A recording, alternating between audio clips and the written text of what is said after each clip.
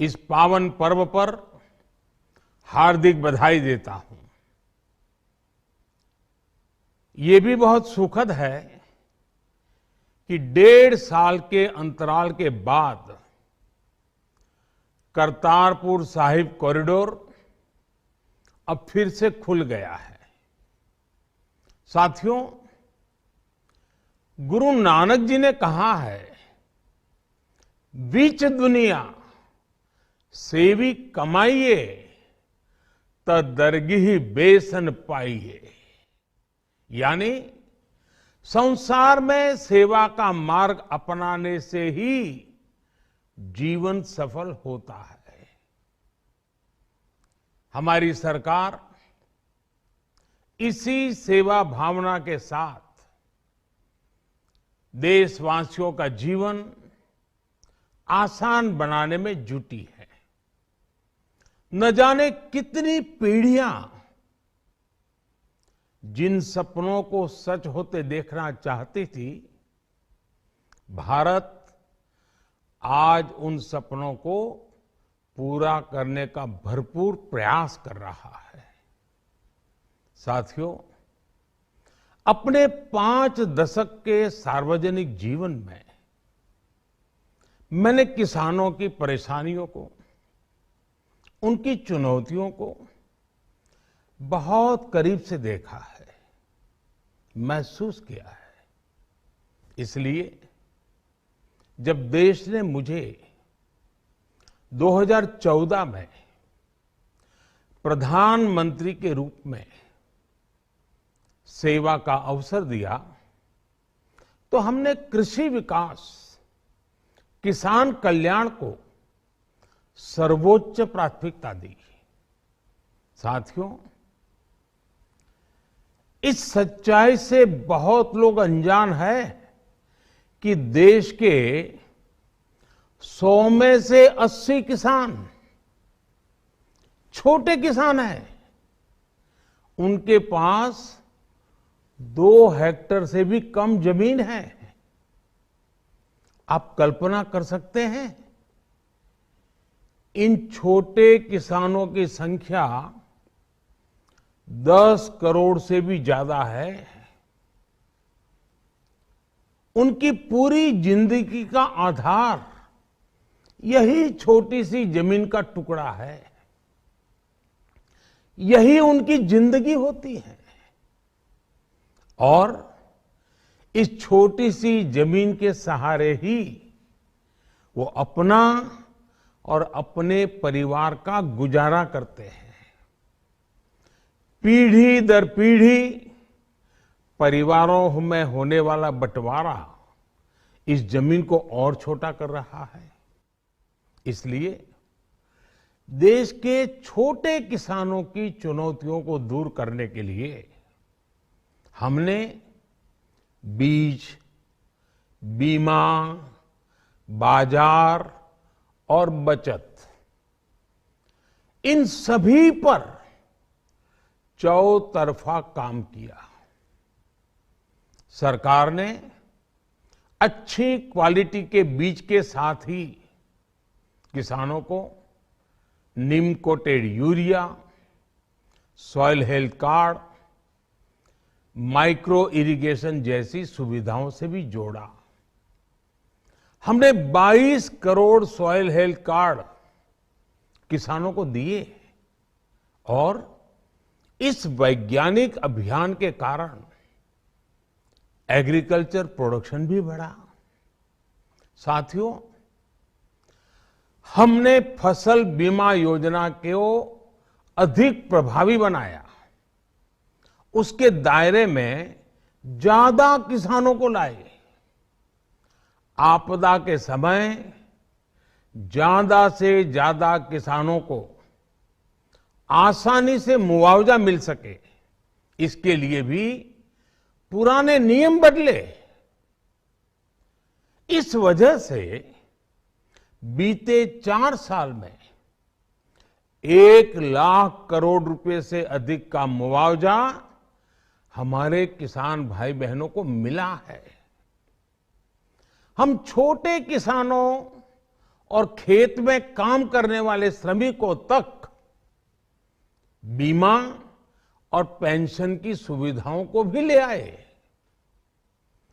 छोटे किसानों की जरूरतों को पूरा करने के लिए सीधे उनके बैंक खातों में 1,62,000 करोड़ रुपए ट्रांसफर किए, सीधे उनके खाते में। साथियों, किसानों को उनकी मेहनत के बदले उपज की सही कीमत मिले, इसके लिए भी अनेक कदम उठाए गए। देश ने अपने रूरल मार्केट इंफ्रास्ट्रक्चर को मजबूत किया। हमने एमएसपी तो बढ़ाई है, साथ ही साथ रिकॉर्ड सरकारी खरीद केंद्र भी बनाए। हमारी सरकार द्वारा की गई उपज की खरीद ने पिछले कई दशकों के रिकॉर्ड तोड़ दिए हैं। देश की 1,000 से ज्यादा मंडियों को ई नाम योजना से जोड़कर हमने किसानों को कहीं पर भी अपनी उपज बेचने का एक प्लेटफॉर्म दिया। और इसके साथ ही देश भर की कृषि मंडियों के आधुनिकीकरण पर भी हमने करोड़ों रुपए खर्च किए। साथियों, आज केंद्र सरकार का कृषि बजट पहले के मुकाबले 5 गुना बढ़ गया है। हर वर्ष 1.25 लाख करोड़ रुपए से अधिक कृषि पर खर्च किए जा रहे हैं। 1 लाख करोड़ रुपए के एग्रीकल्चर इंफ्रास्ट्रक्चर फंड के माध्यम से गांव और खेत के नजदीक भंडारण, इसकी व्यवस्था, कृषि उपकरण जैसी अनेक सुविधाओं का विस्तार, ये सारी बातें तेजी से हो रही है। छोटे किसानों की ताकत बढ़ाने के लिए 10,000 एफपीओ किसान उत्पादक संगठन बनाने का अभियान भी जारी है। इस पर भी करीब 7,000 करोड़ रुपए खर्च किए जा रहे हैं। माइक्रो इरिगेशन फंड के आवंटन को भी 2 गुना करके 10,000 करोड़ रुपए कर दिया गया है। हमने क्रॉप लोन भी 2 गुना कर दिया, तो इस वर्ष 16 लाख करोड़ रुपए हो जाएगा।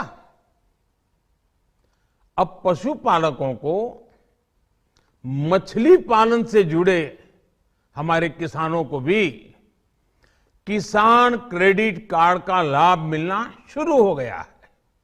यानी हमारी सरकार किसानों के हित में हर संभव कदम उठा रही है, लगातार एक के बाद एक नए कदम उठाती जा रही है।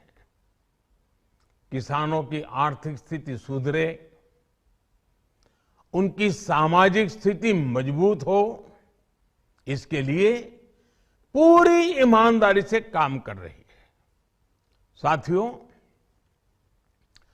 किसानों की स्थिति को सुधारने की इसी महाअभियान में देश में 3 कृषि कानून लाए गए थे।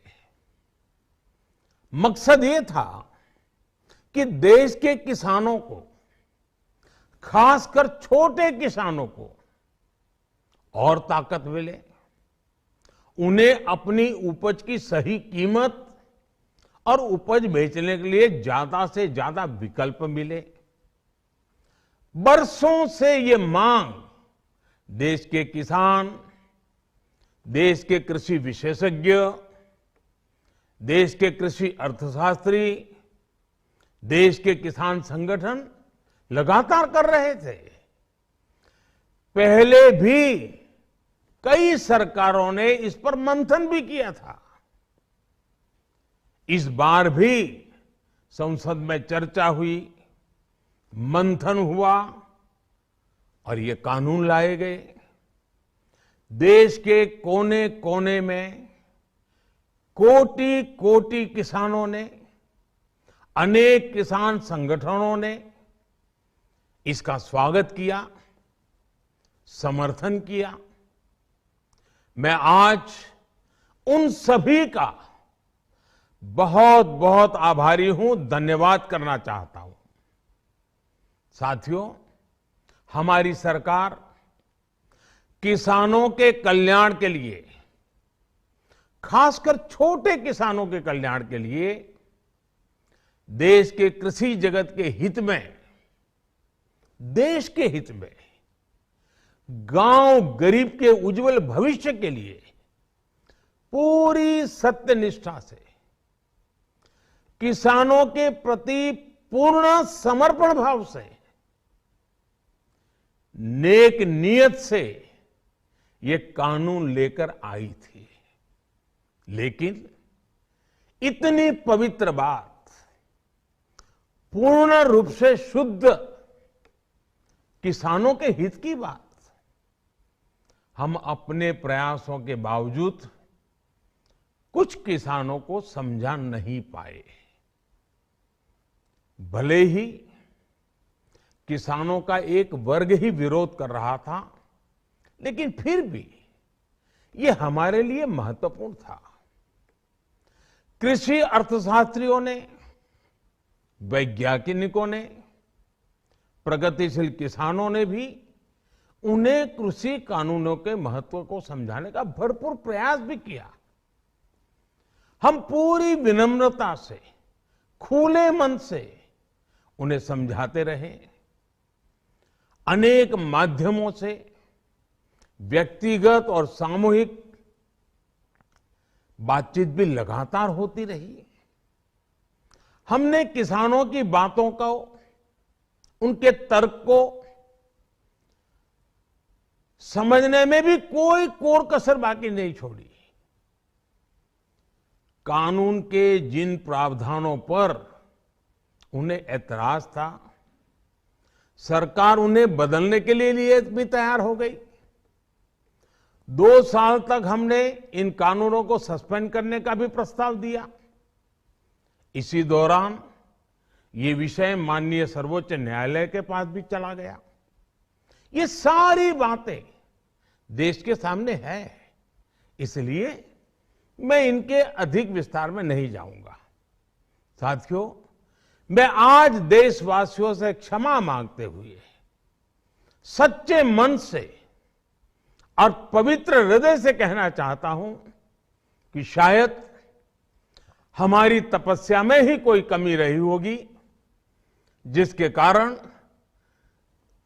दिए के प्रकाश जैसा सत्य कुछ किसान भाइयों को हम समझा नहीं पाए। आज गुरु नानक देव जी का पवित्र प्रकाश पर्व है। ये समय किसी को भी दोष देने का नहीं है।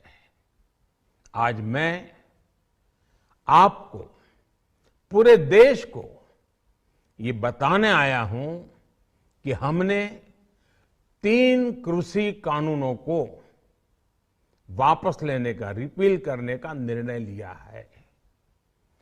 इस महीने के अंत में शुरू होने जा रहे संसद सत्र में, इसी महीने में, हम 3 कृषि कानूनों को रिपील करने की संवैधानिक प्रक्रिया को पूरा कर देंगे। साथियों, मैं आज अपने सभी आंदोलनरत किसान साथियों से आग्रह कर रहा हूं, आज गुरु पर्व का पवित्र दिन है। अब आप अपने अपने घर लौटे, अपने खेत में लौटे, अपने परिवार के बीच लौटे। आइए एक नई शुरुआत करते हैं, नए सिरे से आगे बढ़ते हैं। साथियों, आज ही सरकार ने कृषि क्षेत्र से जुड़ा एक और अहम फैसला लिया है। जीरो बजट खेती यानी प्राकृतिक खेती को बढ़ावा देने के लिए देश की बदलती आवश्यकताओं को ध्यान में रखकर क्रॉप पैटर्न को वैज्ञानिक तरीके से बदलने के लिए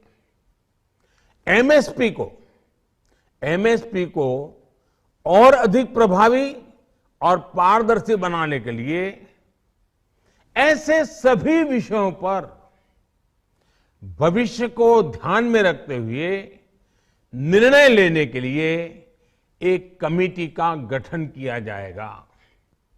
इस कमेटी में केंद्र सरकार, राज्य सरकारों के प्रतिनिधि होंगे, किसान होंगे, कृषि वैज्ञानिक होंगे, कृषि अर्थशास्त्री होंगे। साथियों, हमारी सरकार किसानों के हित में काम करती रही है और आगे भी करती रहेगी। मैं गुरु गोविंद सिंह जी की भावना में अपनी बात समाप्त करूंगा।